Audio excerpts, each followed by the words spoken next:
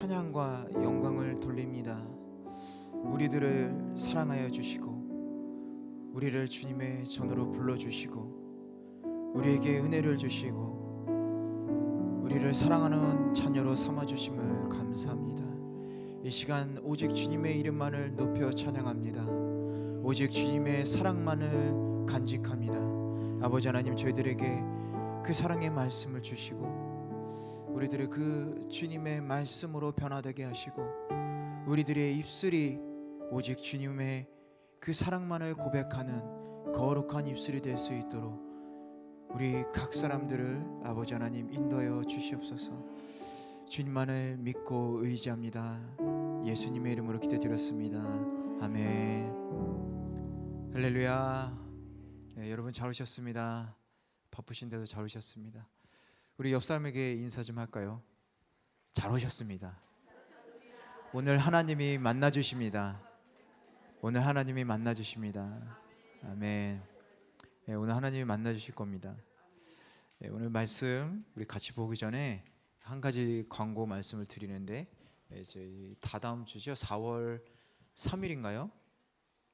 수요일인데 다음 주부터 아마 학교들이 방학해서 이제 조금 이동하시는데 조금 제약이 되시는 걸로 제가 알고 있는데, 다음 주에는 예배가 있습니다. 예배가 있지만 다다음 주에는 좀 이렇게 편의를 여러분들이 고려를 해서 쉬는 걸로 하겠습니다. 4월 첫 주만 쉬고요. 다음 주는 그대로 예배가 있습니다. 그래서 혹시 이렇게 아이들 때문에 오기 어렵다고 생각하지 마시고 아이들 데리고 여기 오셔도 돼요. 여기 같이 앉으셔도 되고요. 어쩌다 한 번이니까 아이들한테 여러분들이 어떻게 예배를 드리고 있는지를 모습을 좀 보여주시고, 앞에서 이렇게 섬기시는 분들도 우리 엄마가 저렇게 찬양을 잘하고 있구나, 이런 모습을 좀 보여주시면 좋을 것 같아요. 다른 게 영재 교육이 아니라 영재 신앙 교육은 부모님의 섬기는 모습을 보여주는 겁니다. 그래서 다음 주에는 자녀들을 본당에 데려오셔도 괜찮으니까요. 꼭 데려오셔가지고 예배를 함께 드리실 수 있게 하시면 좋을 것 같습니다. 그래서 아이들이 떠들어도 괜찮아요. 제가 더 큰 목소리로 하겠습니다. 그래서 우리 지난주에 이제 히브리서를 이제 처음 제가 이제 배경 설명하고 신앙에 대해서 이렇게 조금 설명을 드렸죠. 그래서 기억나실지 모르겠지만 히브리서는 이렇게 크게 세 가지로 나눌 수 있고, 크게 세 가지, 두 가지, 세 가지로 이렇게 나눌 수 있다고 말씀을 드렸죠. 그래서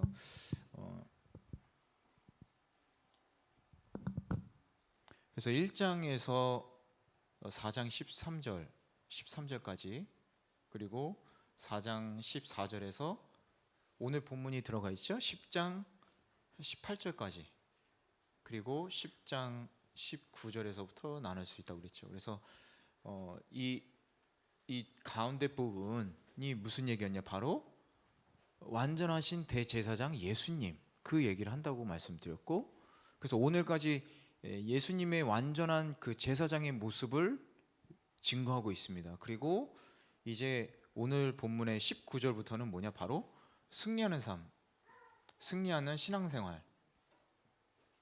어떻게 해야지 우리가 승리하는 신앙생활을 할 수 있겠습니까? 그 얘기를 이제 마지막까지 13장까지 이렇게 계속해서 이어나갑니다. 그래서 얘기를 하는데, 이 얘기들을 하게 된 그 이유가 뭐라고 그랬죠? 왜 히브리서 기자는 히브리인들에게 이 예수님의 완전성, 그리고 믿음에 관해서, 그리고 신앙생활을 어떻게 해야지 승리할 수 있습니다, 이 얘기를 왜 한다고 그랬죠? 바로 이 유대인들의 배교죠. 배교. 이들이 신앙을 포기하려고 했기 때문에, 믿음을 저버리려고 했기 때문에, 이런 사실을 알아두시고 이걸 읽으셔야지 이제 이해가 됩니다. 그래서 배교를 하려고 했다. 근데 이 배교하는 이유가 여러 가지 외부적인 거, 내부적인 거 있었죠. 밖에 나가면 로마한테 이제 핍박받는 일이 있었고, 교회 안으로 들어오면 그 이방 신도들하고의 그런 문화적인 차이, 그리고 같은 유대인이지만 유대교의 그 핍박이 또 있었죠. 그러다 보니까 해결할 수 있는 이 배교밖에 없었다. 해결하는 방법, 밖에서도 자유롭게, 안에서도 자유롭게 내 하고 싶은 대로, 바로 율법으로 돌아가는 것밖에 없었어요. 근데 그러니까 이 히브리서 기자가 얘기하고 싶은 게 뭐예요? 율법을 하나님이 폐하시고 새로운 이 길을 내주셨는데, 더 좋은 길을 주셨는데 왜 다시 돌아가려고 하느냐. 그러면서 무슨 얘기를 했어요? 출애굽한 백성들 얘기했죠. 그들이 새로운 안식의 땅으로 들어가는 것을 거부함으로 되돌아갔을 때 그 어떤 일이 벌어졌냐. 그들은 다 죽임을 당했다는 거죠. 그래서 진정한 안식으로 들어가야 된다라는 거죠. 그러기 위해서 전체적인 이제 오늘 내일까지 계속해서 나오는 건 뭐냐면 뒤돌아보면 안 된다는 거예요. 뒤돌아보면 안 된다는 거. 그래서 신앙은 뒤돌아보면 안 되는 거예요.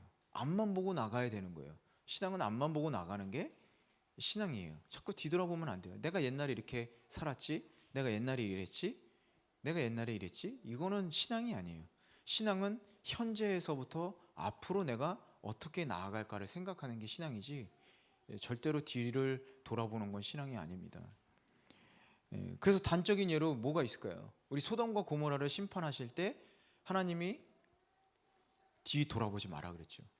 근데 롯의 아내가 뒤를 돌아봤어요. 그리고 소금 기둥 됐잖아요. 왜 뒤를 돌아봤는지 여러분 아시겠어요? 뭔가 놓고 왔겠죠, 뭐. 그렇죠? 심각하게 생각하세요. 뭔가 놓고 왔겠죠, 뭐. 거기에 뭐 지갑을 놓고 왔는지 보석을 놓고 왔는지 땅 문서를 놓고 왔는지 모르겠지만 그 미련이 있는 거예요. 미련이. 소돔에 살 때 미련이 남아 있어서 뒤를 돌아보니까 바로. 그래서 신앙은 뒤를 보면 안 된다. 여러분 기억하시기 바랍니다. 그래서 오늘 말씀을 보면 이제 앞으로 계속 나오는 게 뭐냐면 인내하는 믿음에 대해서 나와요. 19절부터 나오는 얘기는 인내하는 믿음에 대해서 나옵니다. 그리고 성도들이 앞으로 적극적으로 나아갈 것, 그리고 나아가는데 어디로 나가요? 하나님 앞으로 나아가야 되는데 왜 하나님 앞으로 우리가 나가게 됐죠? 바로 예수님, 완전하신 대제사장 예수님께서 십자가의 단 한 번의 죽으심으로 휘장을 찢으셨잖아요. 그 하나님과의 우리의 막힌 담을 뚫어주셨잖아요. 그러니까 우리가 하나님 앞으로 나아갈 수 있게 됐으니까 우리가 이제 하나님 앞으로 나아가야 되는데, 자 그럼 우리는 어떻게 나아가야 되냐, 거기에 대해서 얘기하고 있어요. 그래서 결론부터 말씀드리자면 죄를 씻음 받은 사람, 우리가 이제 용서받은 자죠. 그런 용서받은 자로서의 참된 마음, 믿음의 확신을 가지고 하나님 앞에 나아가는 거예요. 무슨 얘기인지 아시겠어요? 이 설명을 해드릴게요. 그리고 또 뭐가 있어요? 약속에 대한 소망을 이렇게 완전히 꼭 붙들고, 그리고 모이기를 힘써라, 이렇게 하나님 앞에 우리가 나아가는 겁니다. 그거를 오늘 본문에서 얘기하고 있어요.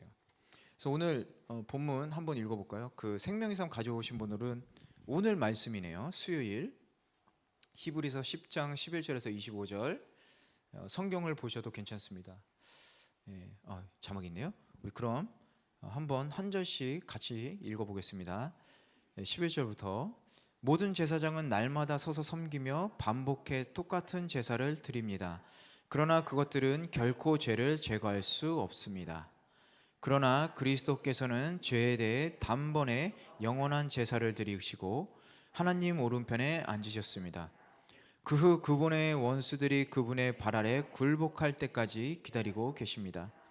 그분은 단 한 번의 제물로 거룩하게 된 사람들을 영원히 온전하게 만드셨습니다. 그런데 성령께서도 우리에게 증언하십니다. 말씀하시기를 이것은 그날 후에 내가 그들과 맺을 언약이다. 내가 내 율법을 그들의 마음에 두고 그것을 그들의 생각에 새겨줄 것이다. 주께서 말씀하신다라고 하신 후에 덧붙여 말씀하시기를 내가 그들의 죄와 그들의 불법을 다시는 기억하지 않을 것이다 라고 하십니다. 이와 같이 죄와 불법이 용서된 곳에는 더 이상 죄를 위한 헌물이 필요 없습니다. 그러므로 형제 여러분, 우리는 예수의 피로 인해 지성소에 들어갈 담대한 마음을 갖게 됐습니다. 예수께서 우리를 위해 휘장을 통해 열어놓으신 새롭고 산 길입니다. 그런데 이 휘장은 바로 그분의 육체입니다. 또한 우리에게는 하나님의 집을 다스리는 위대한 제사장이 계십니다. 우리가 죄악된 양심으로부터 마음을 깨끗이 씻고 맑은 물로 몸을 씻었으므로 확신에 찬 믿음과 참된 마음으로 하나님께 나아갑시다. 우리가 고백하는 소망의 믿음을 단단히 붙잡읍시다. 이는 약속하신 분이 신실하시기 때문입니다. 또한 우리는 사랑과 선한 일들을 격려하기 위해 서로 돌아봅시다. 어떤 사람들의 습관과 같이 우리들 스스로 모이는 일을 소홀히 하지 말고 오히려 서로 권면합시다. 또한 그날이 다가오는 것을 볼수록 더욱 그렇게 합시다. 아멘. 그래서 11절을 먼저 보면 이렇게 써 있죠. 결코 죄를 제거할 수 없다. 지금까지 계속 한 얘기가 뭐예요? 어제 한 얘기가 자기 몸을 속죄 제물로 드신 예수 그리스도의 제사에 대해서 이렇게 얘기를 하면서 그리스도의 제사 이상의 제사가 없다라는 걸 강조하고 있죠. 그래서 불필요한 게 없는 완전한 제사, 완전성을 강조했습니다. 오늘 이 11절 말씀은 그리스도의 대제사장이신 예수님의 완전성, 이 영원성에 대한 결론 부분이에요. 별표 치세요. 결론 부분이에요. 핵심이에요. 4장 14절부터 10장 18절까지의 핵심 결론이 바로 이 11절입니다. 예수님의 우월성에 대한 결론이에요. 결론. 예수님이 얼마나 우월하신가. 그거에 대한 결론입니다. 그래서 이제 제사가 필요 없게 된 이유가 바로 뭐냐? 영원한 그리스도 제사장, 대제사장이 예수님으로 인해서 더 이상 이게 필요가 없게 됐습니다. 그런 거예요. 결코 죄들을 제거할 수가 없다라는 것은요. 레위 계통 제사장들은 어땠습니까? 계속해서 제사를 드렸죠. 반복해서 제사 드렸죠. 근데 왜 그런다고 그랬어요? 동물의 피로는 제거할 수가 없다고 그랬죠. 우리의 죄를 제거할 수 없고 또 레위 제사장조차도 완전한 죄인이었기 때문에 자기들도 죄인이었기 때문에 자기들도 이렇게 정결함을 받아야 되고 그런 불완전한 인간이 드리는 제사가 완전할 수 없기 때문에 사람의 죄를 완전하게 제거할 수가 없다 그랬어요. 그리고 또 뭐가 있어요? 제사장들은 죽잖아요. 그죠? 언젠가 죽잖아요. 그렇기 때문에 그게 영원히 지속되지 않는다는 걸 보여주는 거죠. 만약에 구약의 동물 제사가 동물로 드리는 이 피의 제사가 인간의 죄를 제거할 능력이 있다면 예수님이 십자가에서 돌아가실 이유가 없었죠. 그렇죠? 근데 이 동물 제사가 불완전했기 때문에 완전한 제사가 필요했던 거예요. 우리의 죄를 완전하게 제거하기 위해서는 완전한 제사가 필요했다라는 겁니다. 근데 그 죄라는 건 뭐라고 그랬어요? 죄의 값은 사망이라고 그랬죠? 죄의 대가는 생명이 필요한 거예요. 생명이. 그러니까 예수님께서 희생되실 수밖에 없었다라는 겁니다. 그런데 이 구약이 아니라 지금 이 히브리인들을 볼게요. 그리스도의 그 속죄 은혜를 받아들였는데 다시 제사에 의존을 하려고 하는 겁니다. 불안한 거예요. 불안해요. 그리고 뭐라 그래요? 니네는 제사 안 드리고 뭐 구원받을 수 있을 것 같아? 로마서에서 뭐라 그랬죠? 할례 얘기가 나왔잖아요. 니네 할례 안 받았는데 니네 진정한 구원에 이뤘다고 생각해? 유대인들이 이렇게 강조를 했단 말이에요. 이방인들한테. 그런 것처럼 이 핍박을 받으니까 어때요? 다시 율법의 근거한 제사 제대로 이 사람 돌아가고 싶었던 거예요. 근데 그 얘기는 바로 뭐예요? 이게 왜 심각하냐? 그 구약 제사 제도에 의존하고 있는 문제가 왜 심각하냐? 왜냐하면 그들은 여전히 죄 안에 갇혀져 있다. 그걸 의미하기 때문에 그래요. 거기에 갇혀져 있는 거예요. 내가 죄가 있다고 계속 생각을 하다 보니까 이것도 이 죄를 용서받기 위해서 예수님한테 나아가는 게 아니고 어때요? 다시 또 이거 제사를 드려야 되지 않나? 이렇게 생각하는 거죠. 또 뒷부분에 나오지만 죄가 우리들이 한 번에 다 용서를 받았다고 그랬어요. 죄가 용서를 받았는데 계속 그 죄책감에 시달리기 시작하는 겁니다. 그 뒷부분에 대해서 얘기를 하겠습니다. 어쨌든 이게 문제는 뭐냐? 구원 받았음에도 불구하고 여전히 죄 가운데 있다라고 생각하는 거예요. 이거 심각한 문제인 거죠. 그렇기 때문에 그들이 자주 반복되는 제사 안에서도 구약 시대에는 그랬지만 자신들의 죄를 씻을 수가 없는 거죠. 구약의 제사장들이 드리는 제사는요, 날마다 반복됐어요. 날마다. 성막, 성전, 하루도 거르지 않고 아침 저녁으로 이렇게 제사를 드렸습니다.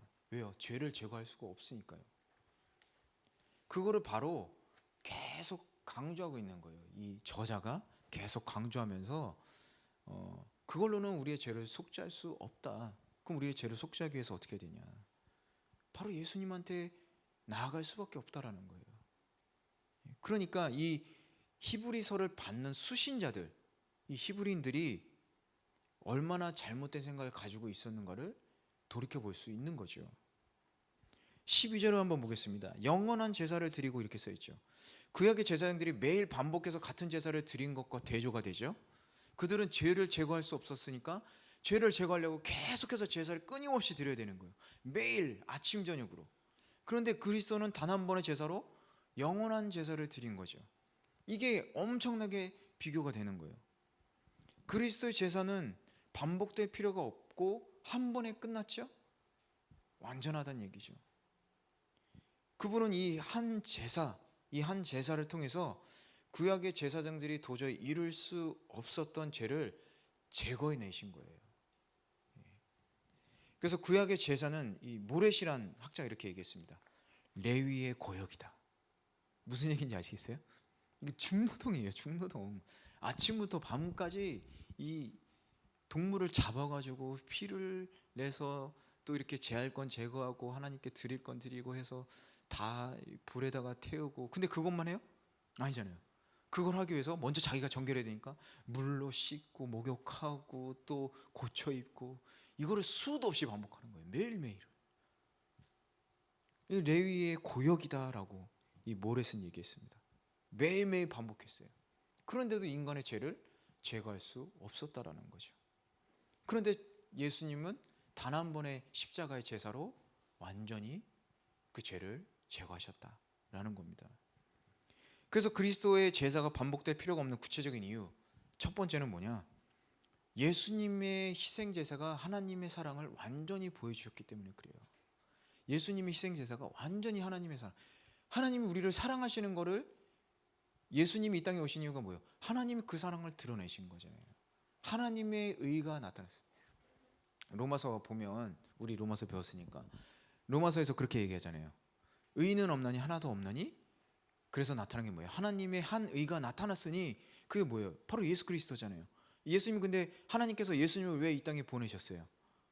사랑하시니까. 우리 사랑하시니까 더 이상 죄로 인해서 죽는 것을 원치 않으신 거잖아요. 근데 그러기 위해서는 어떻게 해요? 이 완전한 제사를 드려야 되니까. 완전한 제사를 드려야 되니까. 그래서 하나님의 사랑을, 완전한 사랑을 보여주셨다. 자기의 사랑하는 아들조차도 아낌없이 내주는 그 사랑이죠. 두 번째는 뭐예요? 그 예수님의 삶과 죽음, 그 모든 것이 어땠어요? 예수님의 온전한 순종으로 바쳐진 제사라는 거죠.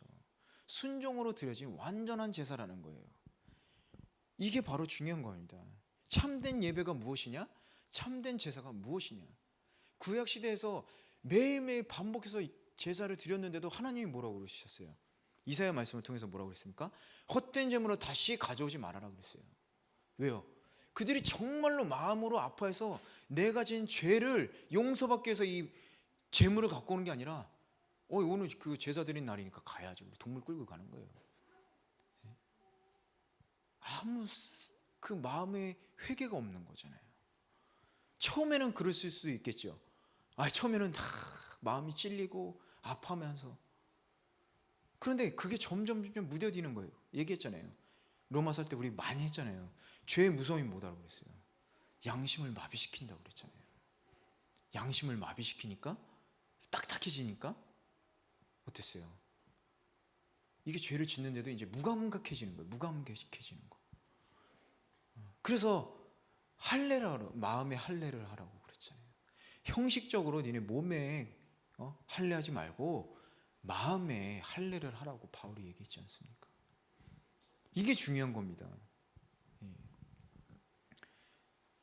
그래서 이 순종이 따르지 않는 재물, 우리 마음으로 드리지 않는 이 회개가 없는 재물, 다 우상에게 드리는 것과 같다라는, 그 가치 없는 거죠.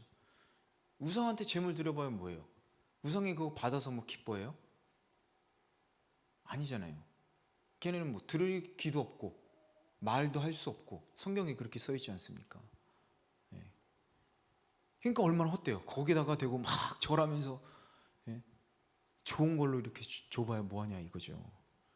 가치가 없고 헛된 거라고. 그런데 하나님은 어때요? 마음을 보시잖아요. 우리 마음을 보시잖아요. 마음을 보신 하나님께서 그걸 갖고 오는 사람들의 마음을 보셨을 때 그 헛된 재물 필요 없다, 이렇게 얘기하시는 거예요. 그리고 세 번째 중요한 건 뭐냐? 바로 제물로 드리신 예수님 자신의 몸. 예수님 전혀 죄가 없으셨다는 거죠. 전혀 죄가 없으셨다. 그렇기 때문에 완전한 제사를 드릴 수 있었다라는 거죠. 이게 중요한 거죠. 여러분, 여기서 우리가 좀 생각해 볼 수 있을 게 있을 것 같아요. 우리가 그럼 어떤 제사를 드리고 있는가 생각해 볼 수 있을 것 같죠. 지금 구약 시대가 아니기 때문에 우리가 옛날처럼 그렇게 막 번제물을 드리고 그럴 제사는 필요 없죠. 하지만 우리가 예배를 어떻게 드리고 있느냐를 한번 생각해 볼 수 있을 것 같아요. 우리가 정말 순종의 예배를 드리고 있는지, 우리의 마음을 다한 예배를 드리고 있는지, 그걸 한번 생각해 볼 수 있겠죠. 우리 로마서에서 뭐라고 그랬죠? 우리 로마서에서 뭐 배웠어요? 로마서에서 교리 부분이 딱 끝나니까 이제 삶의 부분으로 들어와서 로마서 12장 1절 말씀인가요? 제가 한번 찾아볼게요. 저도 좀 가물가물한. 로마서 12장 1절 말씀인가요? 뭐라고 했어요? 너희의 몸을 산 제물로 드리라고 그랬잖아요. 제가 한번 찾아볼게요. 너희의 몸을 산 제물로 드리라고 했어요. 그거 뭐라고 그랬어요?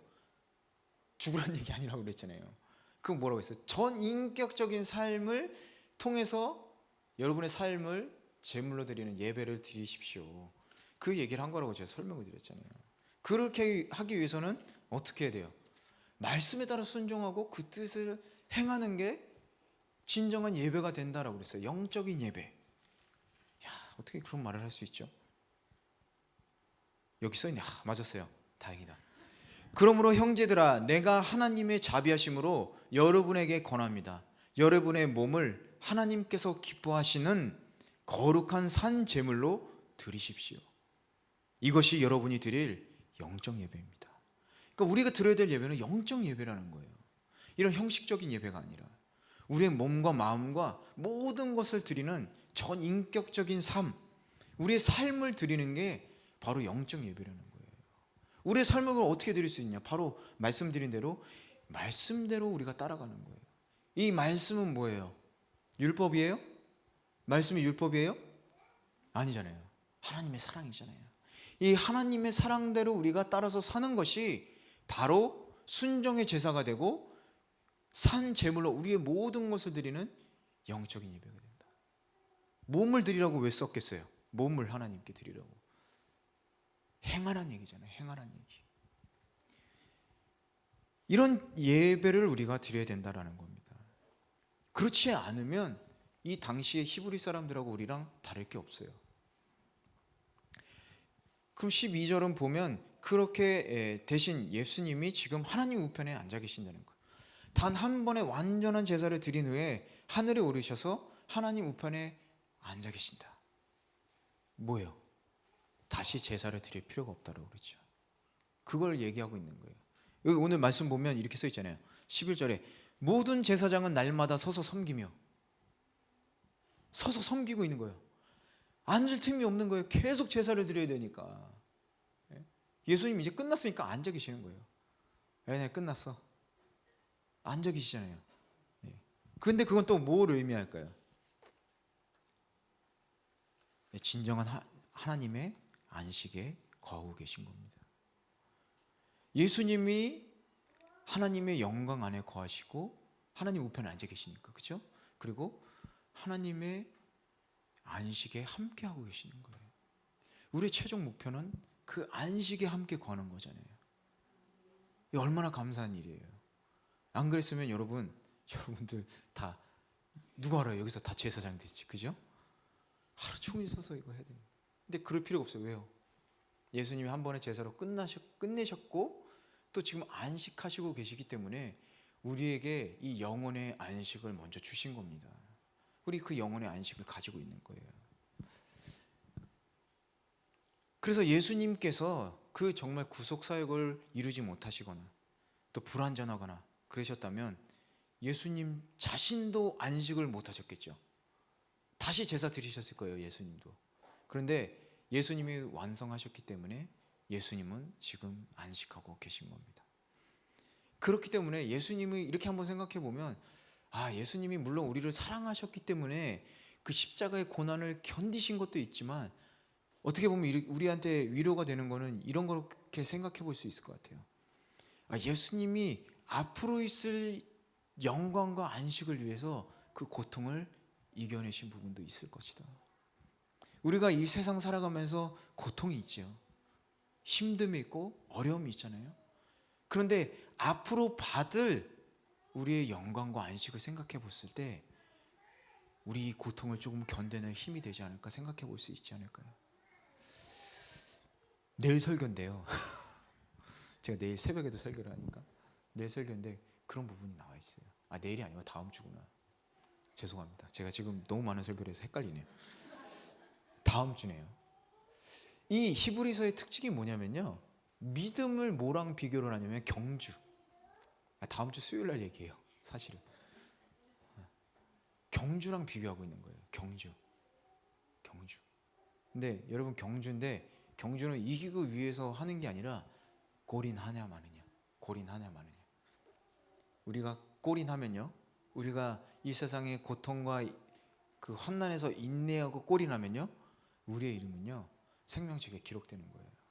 할렐루야. 우리 함께 골인하시기 바랍니다. 그래서 우리가 이제 그럼 이 11절 12절 말씀을 한번 생각해 볼 수 있는 게 또 있을 것 같아요. 어떨까요? 뭘 생각해 볼 수 있을까요? 지금 제사 얘기도 한번 생각해 보죠. 우리의 마음으로 드리는 예배가 무엇인지 다시 한번 생각해 볼 수 있죠. 예배에 대한 자세에 대해서 생각해 볼 수 있죠. 그럼 또 뭐에 대해서 생각해 볼 수 있냐? 바로 우리 인생에 대해서 좀 생각해 볼 수 있을 것 같아요. 우리의 인생, 우리의 노력. 조심스러운 말이지만 우리의 노력이 헛되다는 얘기를 우리는 많이 하잖아요. 그죠? 인간의 노력들, 우리 기독교 안에서는. 근데 그거는 잘못 이해하시면 안 돼요. 노력하지 말라는 얘기가 아니에요. 노력하지 말라는 게 아니에요. 주님 안에서 노력을 해야 된다는 것이 자기의 힘으로 노력하지 말라는 얘기죠. 자기의 힘으로 노력했을 때의 결과가 허무하다는 거거든요. 그래서 어땠어요? 지난주에 한 얘기 여러분 기억나세요? 출애굽한 백성들이 왜 가나안 땅에 못 들어갔다고 그랬어요? 내가 정복해야 되니까 못 들어갔잖아요. 내가 정복하니까 어때요? 뭐 거인족이 살아요. 무섭잖아요. 그냥 포기해버렸어요. 그러니까 그런 노력이 헛되다라는 거예요. 그런데 이 세대가 가나안 땅에 들어갔을 때 어땠어요? 처음에 딱 정탐하러 갔을 때, 전쟁을 시작하는데 어땠어요? 하나님의 장군이 거의 딱 서 있었잖아요. 이 싸움은 누구의 싸움입니까? 하나님이 싸우시고 계시는데 여호수아가 다 엎드렸잖아요. 그러면서 뭐라 그래요? 우리 편입니까? 막 그러잖아요. 그 얘기가 무슨 얘기예요? 하나님이 싸우시고 계신데 우리의 힘으로 막 뭔가 하려고 그러는 게 헛되다라는 거예요. 근데 그 싸움에 우리는 근데 뭐예요? 따라가야 되는 거죠. 그런 노력이 필요하다는 거지, 우리들의 모든 삶에 있어서의 노력이 헛되다는 얘기는 아니에요. 우리가 이렇게 생각해 볼 수 있다는 거예요. 넓은 시각으로 봤을 때 예수님 외의 것을 찾는 우리의 인생이 얼마나 헛된지를 깨달을 수 있지 않을까요? 이 구약의 구약이 아니라 지금 이 히브리인들이요, 제가 왜 이 말씀을 드리냐면, 이 히브리인들이 예수님의 아니고서는 진정한 구원뿐만이 아니라 진정한 안식에도 이를 수 없다는 것을 다 알고 있었어요. 그런데 자꾸 자꾸 이 과거로 돌아가려고 그래요. 구약 제사로. 이 구약 제사 안 되는 거 아는데 자꾸 그걸 바라는 거예요. 얼마나 허무합니까? 얼마나 어리석습니까? 그러니까 우리가 그렇게 생활하면 안 된다는 거예요. 여러분, 제가 믿는 신앙이라는 게요, 하늘나라에 우리가 구원받는 먼 장래만을 얘기하는 게 아니라고 계속 강조해서 말씀드렸어요. 그렇죠? 왜 그런다고 그랬죠? 왜 그게 아니라고 그랬어요? 너무 무책임하잖아요. 그러면 여러분 한번 생각해 보세요. 구원 받아놓고 여기다가 세상에다가 전쟁터에다 확 던져놓고 그럼 그럼 왜 살려줬어요? 안 그래요? 여러분 그렇게 생각 안 하세요? 하나님은 절대 그러신 분이 아니라니까요. 그래서 성령님을 보내주셨잖아요. 왜요? 의지하고 살고 죄에서 벗어나고 너희를 도와주기 위해서. 보혜사가 그 뜻이잖아요. 보혜사, 헬퍼, 도와주겠다. 그래서 성령님을 보내주셨죠. 그리고 축복, 하늘나라의 축복만 있는 게 아니잖아요. 우리가 이 세상에서 누리는 축복은 그냥 부차적으로 따라오는 거라고 말씀드렸어요. 우리가 믿음을 가지고 이 세상에서 예수님만 의지하고 살아갈 때 우리가 이 세상에서 그냥 얻어지는 거라고 그랬잖아요. 근데 거꾸로 해요. 일부 크리스천들은 거꾸로 해요. 이 세상에서 복을 얻기 위해서 예수님을 믿어요. 복을 얻기 위한 수단으로 생각한다는 얘기예요. 그러면 그게 복이 얻어지나요? 한두 번은 우연히 맞아서 얻어질 수도 있겠죠. 절대 그렇지 않아요. 예수님을 따라서 살아갈 때 얻어지는 게 축복이에요. 룻기를 한번 생각해 보세요. 룻기, 나오미 아시죠? 나오미가 어땠어요? 나오미한테 두 며느리가 있었는데 한 며느리는 자기 고향으로 들어가고 룻은 어머니 따라갔어요. 따라갔더니 어때요? 축복 받았잖아요. 그런 거라고요. 축복은 그런 거예요, 여러분. 제대로 이해하셔야 됩니다. 우리가 기도해서 복 받는다고 생각하는 거, 기복신앙, 그거는 완전히 잘못됐다는 얘기는 아니지만 그건 잘못된, 어느 정도 틀린 부분이 많이 있어요. 예수님을 믿음으로 복은 따라오는 거지, 그 복의 길을 따라갈 때 따라오는 것들을 얻는 거지, 우리가 기도해서 복이 얻어지는 게 아니라는 거예요. 그래서 이렇게 수고해서 우리가 이 세상에서 얻을 수 있는 게 뭐가 있냐 한번 생각해 보시기 바랍니다. 우리가 정말로 막 부자 되려고 열심히 노력해서 얼마나 부자 될 수 있겠어요? 하나님이 마음 먹고 작정하시면요, 한 방에 부자 될 수 있어요. 한 방에 부자 될 수 있어요. 그런데 그럼 왜 안 주세요? 왜 안 주세요? 이렇게 생각하잖아요. 그럼 왜 안 주실까요? 여러분한테 득이 안 되니까 안 주시는 거겠죠. 여러분들 다 키워서 아시잖아요. 자녀분들 이빨 썩은 애한테 초콜릿 주시겠어요? 안 주시잖아요. 감당하는 사람한테 그 부의 복을 철철 넘치게 주시는 거예요. 여러분들 아멘 잘하시니까 이제 그만할게요. 그래서 다른 종교들 한번 생각해 볼 때 다른 종교들은 어떻습니까? 불교, 인간이 깨닫지 못하면 영원히 윤회의 굴레를 벗어날 수 없다. 무슨 얘기예요? 인생 자체가 그냥 헛되다는 얘기잖아요. 그냥 계속 돌고 도는 거, 윤회한다고. 유교에서는 뭐라고 그랬어요? 유교 경전 보면 인생의 사명은 무거운데 갈 길이 멀도다. 뭐예요? 갈 길은 참 많은데 사람은 늙어서 죽는구나. 얼마나 허무해요. 갈 길 다 못 가고 죽는다는 얘기지. 이렇듯 인간의 삶이라는 게 그렇다는 거예요. 그런데 우리가 예수님을 믿는 우리들의 신앙은 어떻습니까? 허무합니까? 허무하지 않죠. 우리들의 인생은 그래서 바뀌는 거예요. 그렇기 때문에 히브리서의 저자가 강조하는 것도 그런 거예요. 우리의 허무한 인생, 그 옛날로 자꾸 돌아가지 말고 앞으로 있을 일을 생각하면서 예수님을 따라 살아가십시오. 그겁니다. 그래서 12절을 통해서 전하려고 하는 말씀 뭐냐? 단번에 속죄 제사를 드리고 하나님 보좌에 앉아 계신 예수 그리스도만이 정답입니다. 우리의 인생의 정답입니다. 이렇게 얘기하고 있는 거예요. 그래서 오늘 우리도 마찬가지로 현대를 사는 우리들도 우리의 무거운 짐을 벗기 위해서 다른 것을 찾는 것, 버려야 된다는 거예요. 그 어리석음. 정답은 예수님밖에 없어요. 정답은 예수님밖에 없습니다. 그렇기 때문에 여러분 자꾸 예수님 품으로 벗어나지 마시고 예수님한테 돌아가세요. 예수님한테 벗어나면 위험합니다. 제가 어제 그 핸드폰을 놓고 와서 교회 다시 왔어요. 그래서 혼자 이제 가기 싫으니까 저녁이고 이렇게 궁시렁궁시렁니까 아내가 눈치를 챘는지 그럼 우리 같이 갈까? 이러더라고요. 그래서 우리 딸하고 같이 갔어요. 근데 라이가 이제 요즘에 킥보드를 열심히 잘 타는데 이제 뭐 너무 잘 타니까 막 속도가 붙어가지고 막 빨리 나가는 거예요. 그래서 제가 위험할 때는 딸의 이름을 불러서 멈춰라 이렇게 얘기해요.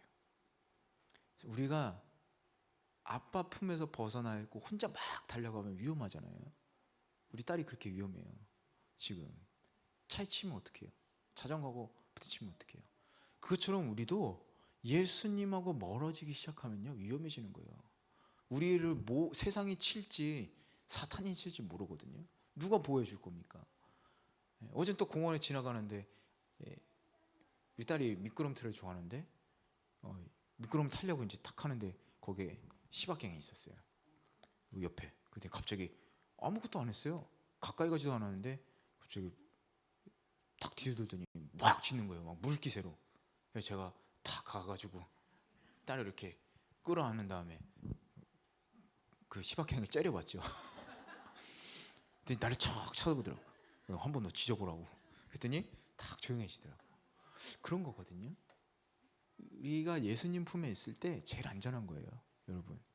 여러분이 예수님 품에 돌아가시기 바랍니다. 예수님 품에 거하시기 바랍니다. 그럴 때 우리는 안전한 생활을 할 수 있는 거예요. 2절밖에 안 했는데 벌써 20분이 좀 빨리 갈게요.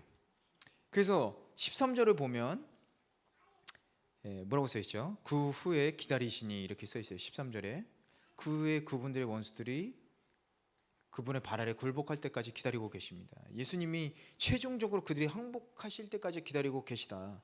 근데 그 기간이 얼마인지는 우리는 알 수 없어요.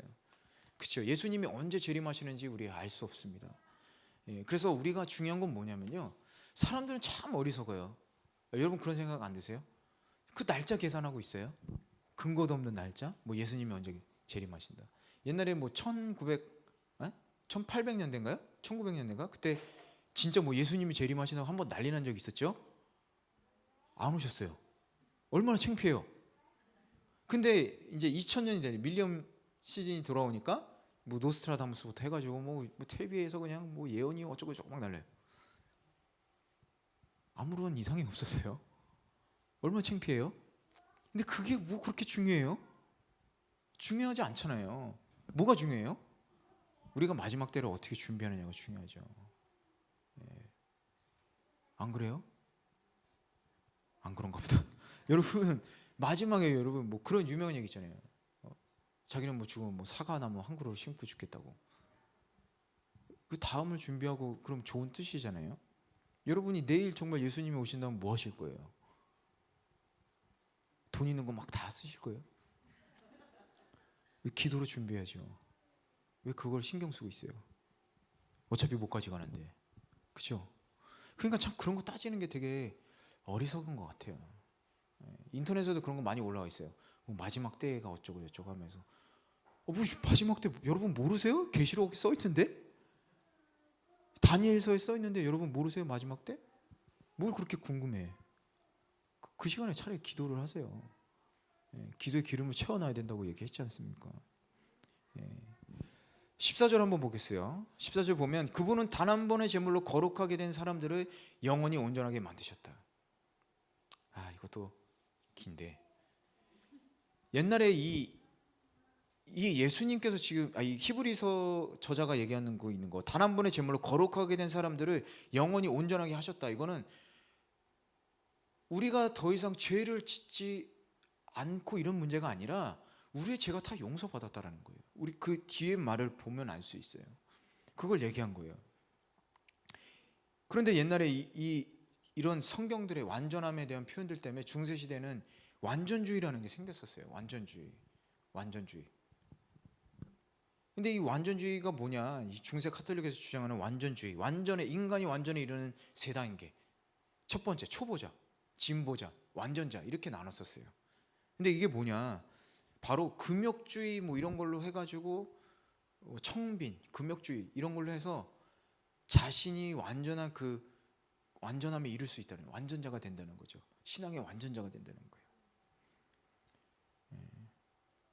요한 웨슬리는 성령이 특별한 체험을 위해서 성도는 완전해질 수 있다 이렇게 주장하기도 했습니다.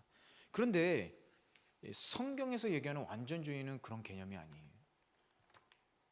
성경에서 얘기하는 완전주의, 성화, 변화되어 가는 거거든요. 변화되어 가는 것들. 마태복음 5장 48절에서 이렇게 얘기했어요. 하늘에 계신 너희 아버지의 온전하심과 같이 너희도 온전하라. 너희도 온전하라. 이 말씀의 참 뜻은 뭐냐?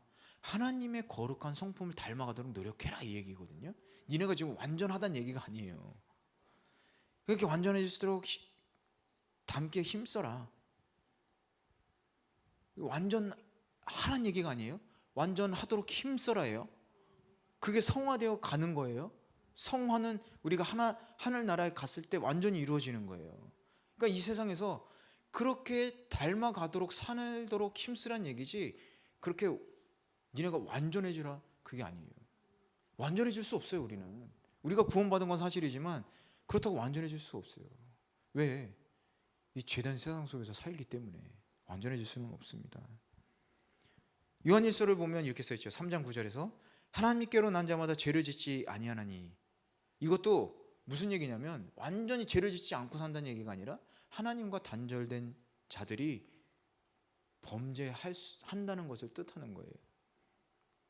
도덕적으로 전혀 죄를 짓지 않는다는 얘기 아니에요. 그래서 이 성결, 완전함의 지나친 강조로 인해서 생기는 문제가 뭐냐? 바로 완전을 지나치게 강조할 때 생기는 거. 또 다른 형태의 율법주의가 생기는 거예요.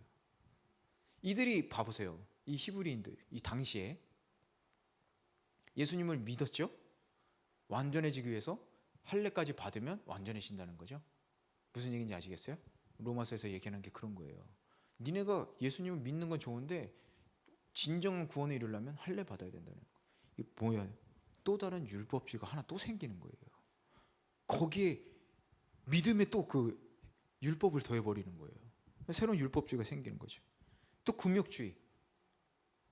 더러운 죄 지면 안 되니까 다 하면 안 된다. 또 완전한 예수님께서 십자가에서 돌아가시면서 모든 세상의 죄를 다 없앴잖아요. 그래서 우리 삼겹살 먹을 수 있잖아요. 얼마나 감사해요. 근데 안 된다는 거예요. 되지? 안 돼. 부정하니까 안 돼. 예수님 믿으면서 부정한 거 먹으면 안 돼. 또 다른 또 금욕주의가 생기는 거예요. 얼마나 어리석습니까? 그리고 또 뭐가 있어요? 나는 완전해졌어. 이런 걸 다 지켰을 때 나는 완전해. 영적인 교만이죠. 그렇기 때문에 이 14절에서 하는 말씀은 우리가 지금 완전하게 되라 이런 얘기가 아니라 우리가 계속해서 완전함을 위해서 살아가는 게 아니라 하나님의 성품, 완전하신 하나님의 성품을 닮아가도록 노력하며 사는 것을 의미한다고 볼 수 있을 것 같아요.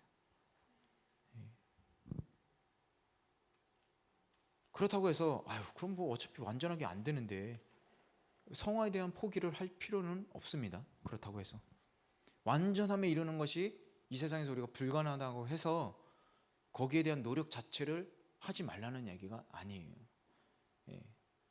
우리가 그럼 노력해야 될 게 뭐예요? 그 성품을 닮아가기 위해서 하나님 앞에서 행해야 될 우리의 의무가 무엇이냐? 의무. 또 뭐예요? 성화해서 나아갈 수 있는 능력을 내 힘이 아니라 성령님으로부터 공급받는 거. 성령님으로부터 공급받는 거. 그래서 우리가 거듭난 성도라고 그러죠? 거듭난 성도, 죽었다 살아난, 다시 태어난 거듭난 성도는 반드시 이 뭐예요? 이 바울의 고백처럼 내가 이미 얻었다 함도 아니요 온전히 이루었다 함도 아니다. 내가 이미 얻었다 함도 아니요 온전히 이루었다 함도 아니라 오직 내가 그리스도 예수께 잡힌 바 된 그것을 잡으려고 쫓아가는 거예요. 쫓아가는 삶. 예수님 쫓아가는 삶. 그런 바울의 고백처럼 우리가 살아가는 것이 바로 성화되어 가는 삶이라는 겁니다. 예수님을 따라가는 것. 그래서 15절을 보면 계속해서 15절 한번, 우리 15절 16절 중요하니까 한번 읽어볼까요? 15절 16절 시작. 그런데 성령께서도 우리에게 증언하십니다. 말씀하시기를 이것은 그날 후에 내가 그들과 맺을 언약이다. 내가 내 율법을 그들의 마음에 두고 그것을 그들의 생각에 새겨줄 것이다. 주께서 말씀하신다 라고 하신 후에, 재밌는 건 뭐냐면 이 히브리서 기자가 이렇게 얘기합니다. 또한 성령이 우리에게 증거하시되, 성경을 인용할 때마다 하나님의 말씀이라고, 히브리서 8장 8절에서 하나님의 말씀이 이렇게 얘기해요. 그런데 5절에서는 뭐라고요? 그리스도의 말씀이라고 얘기하고, 또 오늘 말씀에서는 뭐라고 해요? 성령의 말씀. 하나님의 말씀, 그리스도의 말씀, 성령의 말씀, 다 말씀 얘기하죠. 왜냐하면 다 똑같다는 얘기를 하고 있는 거예요. 다 똑같다는 얘기를 하고 있는 겁니다. 삼위일체 하나님이시잖아요. 그죠? 성경은 뭐예요? 성령의 감동이 기록됐잖아요.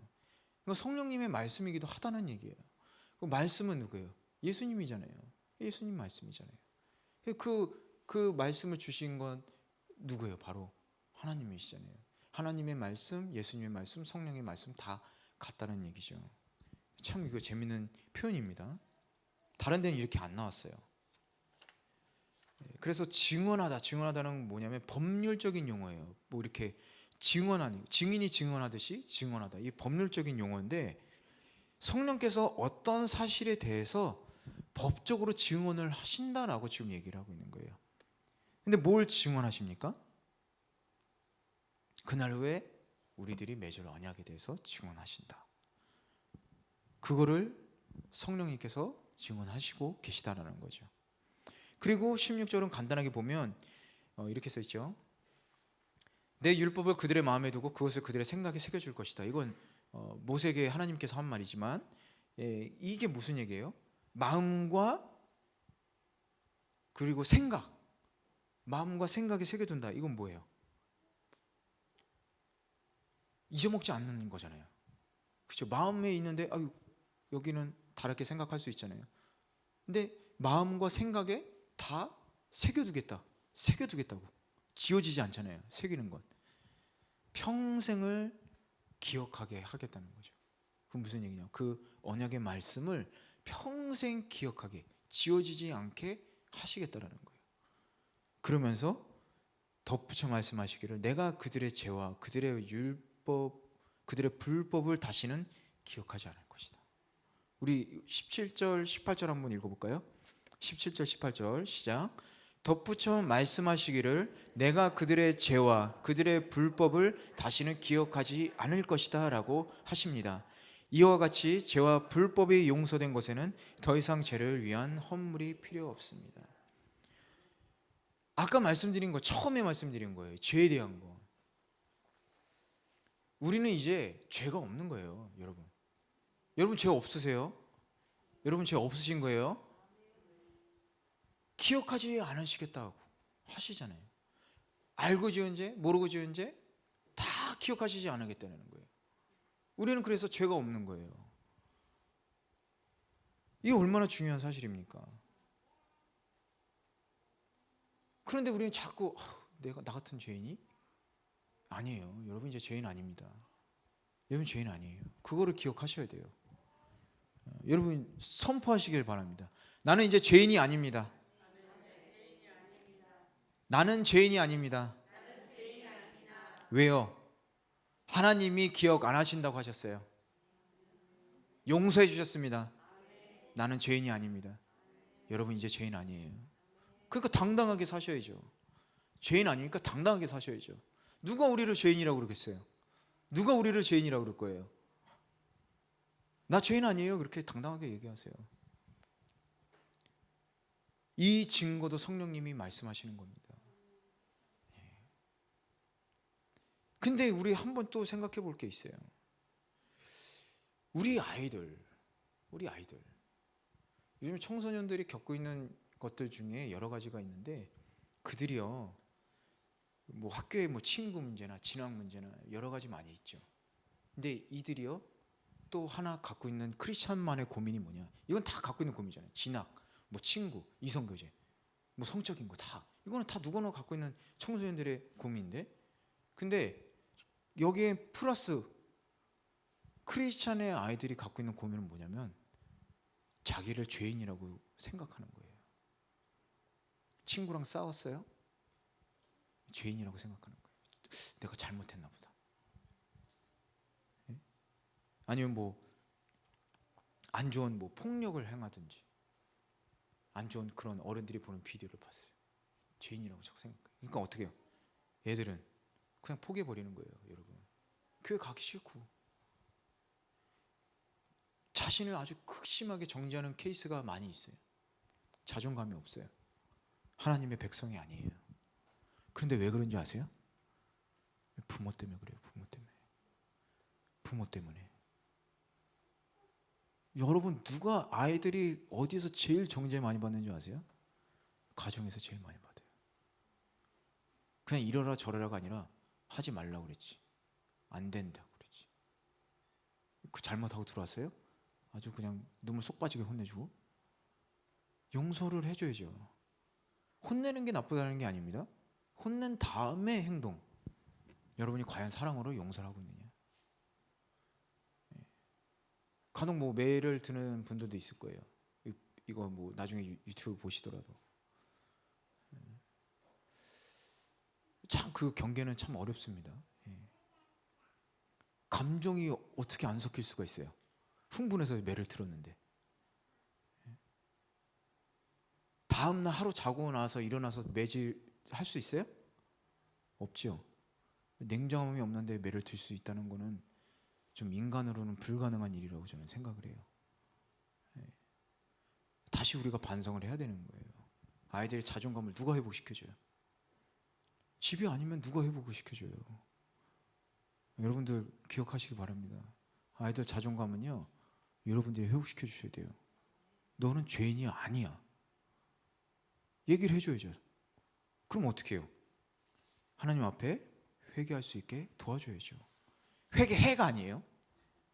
네가 회개해 아니에요. 회개할 수 있게 도와줘야죠.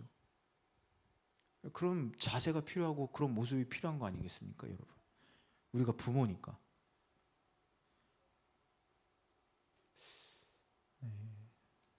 그래서 심각하게 좀 고민을 해볼 필요가 있을 것 같아요. 우리 크리스찬 가정들. 지금은 많이 또 달라졌겠지만 지금은 뭐가 달라졌는지 아세요? 지금 한국에 제일 힘든 게 뭐냐면요. 캠퍼스에 크리스찬이 없어요. 대학교 캠퍼스에 크리스찬이 없어요. 유치원 때부터 이렇게 크다가 점점 신앙을 키워가는 게 아니라 점점 신앙을 잃어가요. 심각한 문제예요. 심각한 문제예요. 그게 교회 책임이라고 생각하십니까? 여러분 교회도 책임 있겠죠. 지금 뭐 하도 문제가 많으니까 교회가. 교회만의 문제는 아니에요. 가정의 문제지. 왜 그런지 아세요?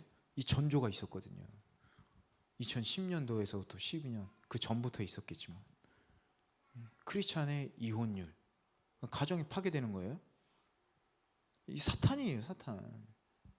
그런 성적으로 부도덕한 일들이 일으켜서 가정을 파괴시키니까 애들이 어때요?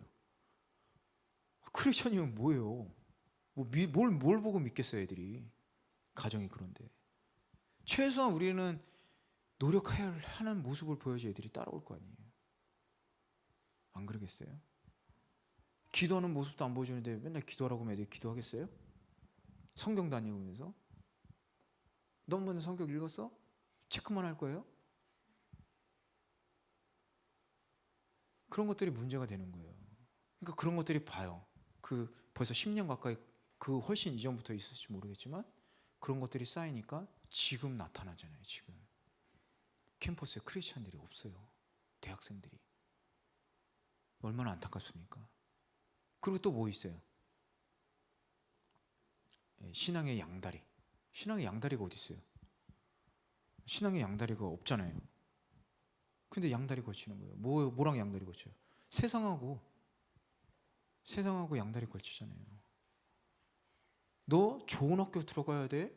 너 열심히 공부해서 좋은 학교 들어가야지 너 좋은 직장 취직해서 좋은 삶을 살 수 있는 거야. 여러분 집에서 그런 얘기 안 하세요? 벌써 다 끝나셨나요?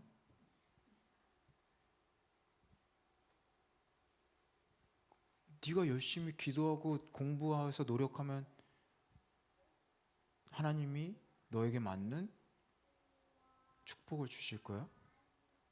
이렇게 얘기하시는 분 계세요?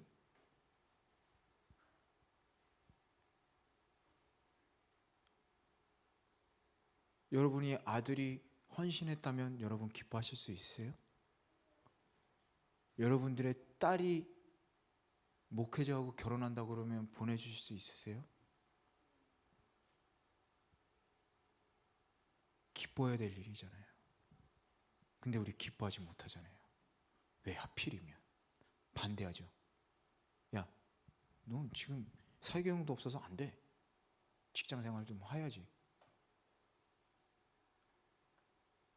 즉각적인 순종을 해야 됩니다. 우리는 좀 반성이 필요할 것 같아요. 물론 여러분들은 아닐 수도 있지만 우리 또 이 방송 보시는 분들 기도하시기 바랍니다. 내가 정말 어떤 신앙을 가지고 자식들을 키우고 있는가. 죄송한 말씀을 드리자면 신앙을 키우고 성장시키는 건 아빠가 아니라 엄마예요. 제가 지금 책임 회피하자는 게 아니에요. 유대인들의 신앙을 성장시키는 건요, 유대인들의 신앙은 어머니 책임이에요. 어머니가 성경 읽어주고, 유대인들 뱃속 때부터 엄마들이 성경 읽어주고, 엄마가 애 태어날 때 제일 먼저 보여주는 게 뭔지 아세요? 여호와라는 이름을 수로 새겨가지고 아이한테 주는 거예요. 이렇게 이불을. 애가 제일 먼저 보는 건요, 자기는 몰라도 하나님이에요. 여호와 하나님. 그 유대교 그 교육이에요. 교육. 걔네들한테 제일 먼저 가르치는 돈의 개념이 뭔지 아세요? 11조예요. 생활비 여기서 11조 딱 떼서 보여줘요. 그러니까 유대인들이 죄송합니다, 짜잖아요. 다 이거 하나씩 다 계산해가지고. 왜 그런데요? 돈의 경제 관념을 거기서부터 배우는 거예요. 집에서부터. 하나님한테 드릴 거 딱 구별하고, 생활비 이건 뭐고 이건 뭐고 이렇게 딱 구별해서. 어쨌든 우리가 이 말씀을 통해서 배울 건 뭐냐면, 우리를 과연 정죄할 사람이 없는데 왜 우리는 정죄를 하느냐 얘기를 하는 거예요.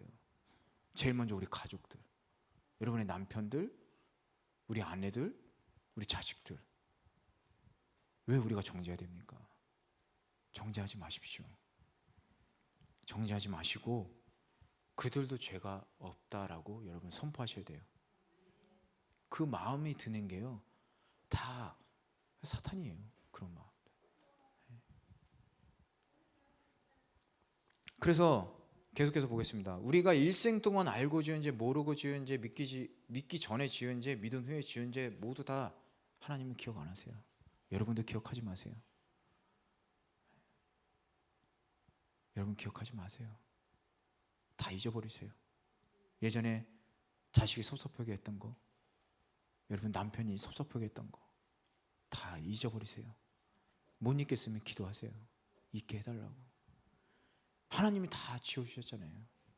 우리도 지워야죠. 과거를 돌아보는 사람은요, 아까 말씀드렸잖아요, 미련한 사람이에요. 예전이 중요한 게 아니라 앞으로 우리가 어떻게 살아갈까가 중요한 겁니다. 예전에 그랬으면 그게 중요한 게 아니라, 예전에 그랬지만 이제는 이렇게 하고 살아야죠. 여러분 앞만 보고 사시기 바랍니다. 우리가 죄인이지 않기 때문에 우리가 남을 죄인으로 판단할 수가 없습니다. 우리의 죄는 이제 모두 사해졌어요. 완전히 잊어버리십시오. 여러분은 이제 죄에서 자유롭게 된 게 아니에요. 여러분 죄에서 자유로워지지 않았어요. 지금 죄가 계속 괴롭히잖아요. 세상의 죄가 여러분 죄질하고 계속 괴롭히잖아요.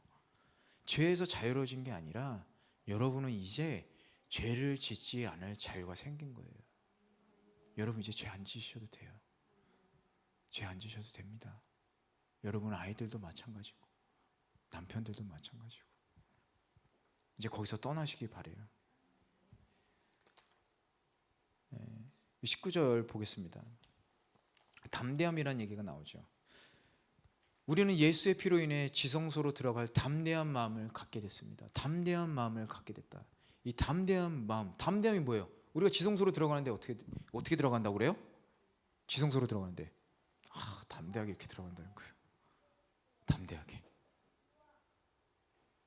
그 무슨 얘기냐면요, 자유로움을 의미하는 거예요. 여기서는 이 담대함은, 다른 이 담대함이 여기서 계속 나오는데, 화요일부터 계속 나오는데, 그 담대함은 그 확신을 얘기해요. 그런데 여기서 나오는 담대함은요, 이 언어상 헬라어로 보면 자유라는 의미가 포함되어 있어요. 그러니까 내가 지성소에 들어가는데 자유롭다는 거예요. 누가 이렇게 못 막든다는 거예요. 그 담대함을 얘기하는 거예요. 우리가 하나님 앞으로 이제 나아가는데 누가 안 돼 이렇게 못 한다는 거예요. 우리가 얼마든지 자유롭게 하나님 앞으로 나아갈 수 있게 됐다는 겁니다. 그 이유는 뭐냐? 바로 예수 그리스도의 피로 말미암아 우리 자유롭게 들어갔다가 나왔다가 할 수 있다는 거예요. 옛날에 말씀드렸듯이 그 죄가 있으면은 대제사장이 푹 죽었다고 그랬죠. 나오고 싶어도 못 나와요. 거기서 죽었기 때문에. 근데 우리는 들어갔다 나왔다 들어갔다 나왔다 할 수 있어요. 자유롭게.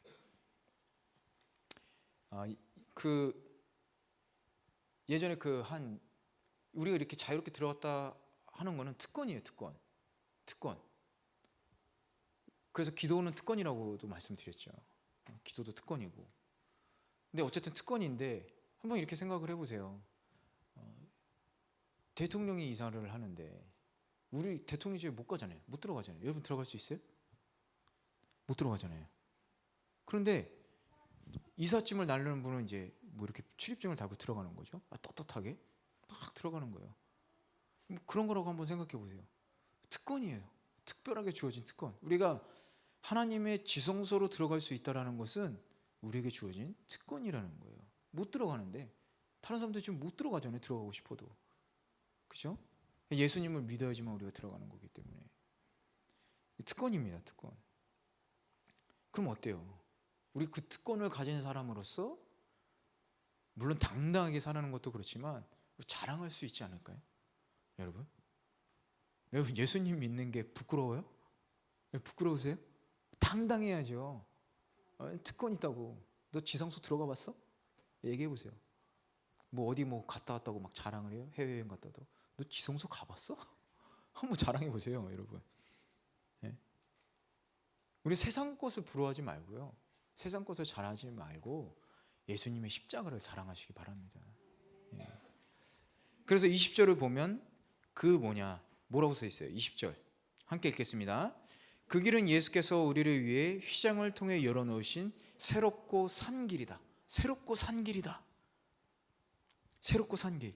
여기서 길이라는 걸 보면요, 헬라어로 보면 어떤 것에 이렇게 도달하는 그 수단, 방법, 이걸 얘기하기도 하고요. 그 다음에 뭐 절차, 살아가는 방식, 뭐 이런 걸로 넓은 의미로 쓰여져 있어요. 그건 무슨 얘기냐요? 우리가 살아가는 길은 예수님이다라는 거예요. 우리가 살아가는 길은 예수님이다라는 겁니다. 근데 그 길이 새롭다라는 거예요. 새롭다. 새로운 길. 우리의 살아가는 새로운 방식이 예수님이다. 그건 무슨 얘기냐? 뭔가 이렇게 길을, 여러분 아스팔트 이런 거 한번 생각해 보세요. 연말 되면 이렇게 막 보수공사 하잖아요. 그런 길이 아니라 새로운 길을 깔은 거예요. 우리의 인생에 새로운 길이 생긴 겁니다. 우리 그 인생의 길을 보수하고 그런 게 아니라 새로운 길을 까신 거예요. 새로운 좋은 길을 쫙 깔아주신 거예요. 이 길로 가라고. 그런 의미입니다. 그래서 카터라는 학자는 이렇게 얘기했어요. 이 길이 새로운 이유는 세 가지 이유가 있다. 첫 번째, 예수 그리스도께서 육신을 입으시고 자신과 믿는 자들을 위해 버림받은 인간의 상태에서 떠나서 하나님께로 들어간 최초의 길을 열어주셨다. 뭐 간단한 얘기하면 예수님께서 그 정결한 몸으로 죽으심으로, 제물이 돼서 죽으심으로 하나님과 인간 관계를 열은 최초의 길을 열어주셨다. 두 번째, 새 언약에 속하여 있다. 그러니까 구약의 율법을 완성시켰다고 그랬죠. 구약의 제사 제도도 완성시켰죠. 새 언약을 주셨어요. 어떤 언약을 주셨습니까? 사랑의 언약을 주셨잖아요. 사랑. 근데 어때요? 썩지 않고 변하지 않는 거죠. 왜 썩지 않고 변하지 않아요? 예수님은 죽지 않고 살아계시기 때문에. 살아계시기 때문에. 그게 유효하다는 거잖아요. 유효하다. 유효하다. 그렇기 때문에 변치 않고 썩지도 않는 거죠. 그렇기 때문에 이 길이 예수님 자신이 되시고 또 예수님이 만드신 길인 거죠. 그래서 예수님을 통해서만 우리가 영원한 생명을 소유할 수 있고 하나님 앞으로 나아갈 수 있게 된 겁니다. 기도의 특권이라고 얘기했지만 리처드 포스터는 이렇게 얘기했습니다. 기도는 예수님은 문이시고 기도는 그 문을 여는 열쇠다. 그 기도로 통해서 우리가 예수님을 열고 들어가면 하나님께로 갈 수 있다는 거예요. 얼마나 감사해요. 우리 지금 다 열쇠 쥐고 있는데, 그죠? 열쇠 다 쥐고 있어요, 여러분 손에. 안 들어가요. 기도하시기 바랍니다. 그래서 좀 시간이 많지 않은데 우리 마지막만 볼게요. 22절, 23절도 중요하긴 하지만 22절, 23절 간단하게 보면 22절에 맑은 물로 몸을 씻었으므로 확신에 찬 믿음과 참된 마음으로 하나님께 나아갑시다. 옛날에 말씀드린 대로 그 제사장들이 자기 몸을 정결하게 하려면 물로 이렇게 목욕했어야 됐어요. 그러니까 그런 형식적으로 계속 씻어봐야 근본적인 게 해결이 안 된다. 그리고 또 뭐예요? 습관적으로 제사드리니까 이제 가서 진짜로 마음으로 하는 게 아니라 이제 제사드리니까 가서 씻어야지. 습관적으로 해서는 안 된다는 걸 얘기하는 거예요. 그리고 우리가 고백하는 소망의 믿음을 단단히 붙잡읍시다. 이 소망의 믿음을 단단히 붙잡읍시다. 이렇게 얘기하는 거예요. 그래서 이 소망의 믿음, 어떤 외부적인 공격, 협박, 위협, 우리를 흔드는 유혹이 있더라도 이 소망의 믿음을 굳건히 붙잡고 우리가 살아갈 때 그 약속이 성취되는 겁니다. 믿음은 바란 것들 실상에 보이지 않는 것들 증거다. 우리가 이 소망의 믿음을 굳건하게 붙잡아야지 우리가 이 세상에서 살아갈 수 있는 겁니다. 우리 마지막 24절, 25절만 볼게요. 24절, 25절 보면 그렇게 하면서 얘기하는 게 뭐냐? 또한 우리는 사랑과 선한 일을 격려하기 위해 서로 돌아봅시다. 뒤를 돌아보는 게 아니라, 옛사람의 습관을 돌아보는 게 아니라 서로를 돌아봅시다. 이렇게 얘기하고 있어요. 서로를 돌아봅시다. 서로를 돌아보자는 건 무슨 뜻이냐? 자세히 살펴보다라는 거예요. 원어적으로 보면, 헬라로 보면 자세히 살펴봅시다. 서로에게 주목하는 일을 힘씁시다, 이런 뜻이에요. 그럼 왜 서로에게 주목을 해야 되죠? 왜 우리 서로를 이렇게 주목해 봐야 됩니까? 이렇게 흠을 찾으려고요? 아니죠. 간섭하려고요? 감시하려고요?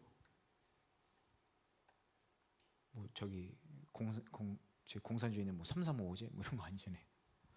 그런 게 아니라 뭐예요? 서로를 권면하기 위해서, 서로를 위로하기 위해서, 신앙의 교제를 통해서 그 신앙에서 멀어지지 않게 하기 위해서 서로에게 관심을 가지라는 얘기예요.